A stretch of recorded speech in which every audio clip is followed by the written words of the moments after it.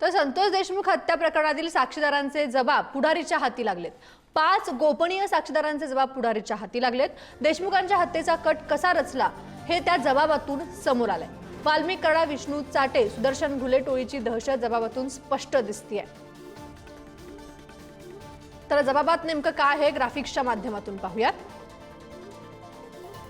गोपनीय साक्षीदार क्रमांक 1 तिरंग हॉटेलवर जेवण करत होता। त्यावेळी विष्णू चाटे आणि सुदर्शन घुले हे त्याच्यासोबत होते।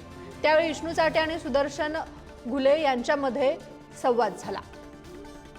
आम्ही कमवायचे आणि तुम्हीही वाटोळे करायचे, स्वतःची इज्जत घालवली आणि आमची पण घालवली। तुला प्लांट बंद करायला पाठवले होते, तो तुम्ही बंद केला नाही, उलट हात हलवत परत आला।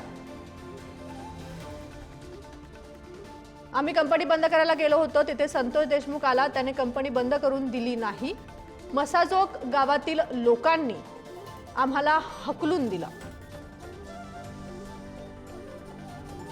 विष्णू चाटे म्हणालाय की वाल्मिक अण्णांचा निरोप आहे, संतोष देशमुख आडवा आला तर कायमचा धडा शिकवा, मागण्या पूर्ण न केल्यास काय परिणाम होईल याचा संदेश जाईल।